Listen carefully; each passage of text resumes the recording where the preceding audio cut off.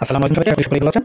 Bangladesh bank এবং বাংলাদেশ ব্যাংকের আওতাধীন যে সরকারি ব্যাংকগুলো রয়েছে, এই ব্যাংকগুলোর অফিসার জেনারেল, সিনিয়র অফিসার কিংবা বাংলাদেশ ব্যাংকের অ্যাসিস্ট্যান্ট ডিরেক্টর, এই অফিসাররা একজন ব্যাংকার হিসেবে কি কি সুযোগ সুবিধা ভোগ করেন, অর্থাৎ বেতন এবং বেতনের পাশাপাশি অন্যান্য যে সুযোগ সুবিধা ভোগ করে থাকেন, এই নিয়ে আমাদের আজকের ভিডিও। আমাদের চ্যানেলটিতে নতুন হয়ে থাকলে অবশ্যই সাবস্ক্রাইব করবেন। সো আমরা যদি বেতনের দিকে আসি, তাহলে বাংলাদেশ ব্যাংকের অ্যাসিস্ট্যান্ট ডিরেক্টর বা সরকারি ব্যাংকের সিনিয়র অফিসার যারা আছেন, এনারা কিন্তু নবম গ্রেডে বেতন পেয়ে থাকেন। সো নবম গ্রেডের বেতন হিসেবে আমরা তিনটি ভাগে ভাগ করা হয় বেতনটা হয়ে থাকে। একটা হচ্ছে ঢাকা সিটি কর্পোরেশনের ভিতরে একটা বেতন হয়ে থাকে, সেইটা 37,000 মতো। অন্যান্য সিটি কর্পোরেশনে এই বেতনটা 35,500 মতো, এবং এর বাইরের যে স্থানগুলো রয়েছে এগুলো 34,500 মতো সর্বসাকুল্যে বেতন হয়ে থাকে নবম গ্রেডে। আর অফিসার জেনারেল বা অফিসার ক্যাশ বাংলাদেশ ব্যাংক এবং অন্যান্য সরকারি সকল ব্যাংকের এই অফিসার জেনারেল, অফিসার ক্যাশের 10ম গ্রেডে বেতন হয়ে থাকে। সেক্ষেত্রে স্থানভেদে বেতনটা কিন্তু 25,000 থেকে 27,000 পর্যন্ত হয়ে থাকে। এর পাশাপাশি এই সরকারি ব্যাংকের প্রত্যেকটা কর্মকর্তাই প্রতিদিন 200 টাকা হারে আপনার লাঞ্চ ভাতা পায়। সেই হিসেবে আপনার 25 দিন যদি অফিস থাকে, তাহলে 5,000 টাকা মতো এক্সট্রা লাঞ্চ সুবিধাটা পেয়ে থাকেন।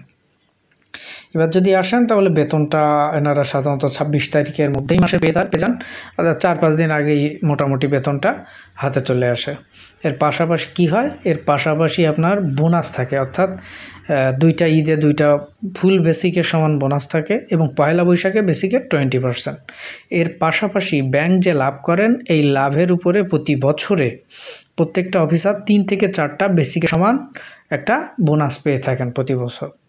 এবার আসেন লোনের ব্যাপার। সো লোনের ব্যাপারে কথা বললে, 1 বছর পরে সরকারি ব্যাংকের কর্মকর্তারা কম্পিউটারের জন্য একটা লোন পেয়ে থাকেন। 3 বছর পরে বাইক কেনার জন্য একটা লোন পেয়ে থাকেন। আর ইনস্ট্যান্ট একটা লোন পান, ওটা ওনারা কর্মকর্তারা 3 বছর পরে এটাও পান, এটা 5 লাখ টাকা।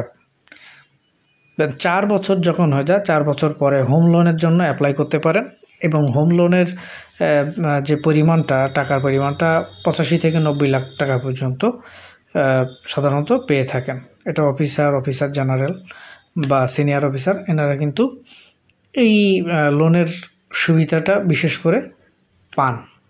এর পাশাপাশি কি হয়, যদি সিনিয়র অফিসার জেনারেল হন, এনারা তো তাড়াতাড়ি এজিএম হয়ে যান মোটামুটি প্রমোশন গ্রোথ হিসেবে, কিংবা সেই হিসেবে যাই হোক, এজিএম যারা হবেন অফিসার জেনারেল থেকে বা সিনিয়র অফিসার থেকে, তাদের ক্ষেত্রে গাড়ি ক্রয়ের জন্য আপনারা 25 লাখ টাকা প্লাস একটা লোন পাবেন, এবং এটা মেইনটেনেন্স বিল হিসেবে 50,000 টাকা পাবেন। এটা হচ্ছে এজিএম হওয়ার পরে যে সুযোগ সুবিধা পাওয়া যায় সেইটা হিসেবে। বাংলাদেশের সরকারি ব্যাংকগুলো বলতে কিন্তু বাংলাদেশ ব্যাংকের অ্যাসিস্ট্যান্ট ডিরেক্টর রয়েছে, Sonali, Agrani, Janata, Rupali, Bangladesh development bank, basic bank, এগুলোই। আর পেনশন সুবিধার কথা বলতে গেলে, পেনশন তো পাবেন গভর্নমেন্টের নিয়ম অনুযায়ী, এটা কিন্তু বাতিল হয়নি। সর্বজনীন পেনশন হিসেবে ব্যাংকারদের জন্য বা স্বায়ত্তশাসিত প্রতিষ্ঠানের জন্য যেটা নিয়ে আসা হয়েছিল, সেটা এখনও কার্যক্রম সেটা গেজেটেডভুক্ত হয়নি। এরপরে গ্র্যাচুইটি যে ফান্ড থাকে, অর্থাৎ আপনার বেতন থেকে কিন্তু নির্দিষ্ট পরিমাণ অঙ্কের টাকা কেটে রাখা হয় প্রতি বছর, এটা থেকে গ্র্যাচুইটি ফান্ডও পাবেন।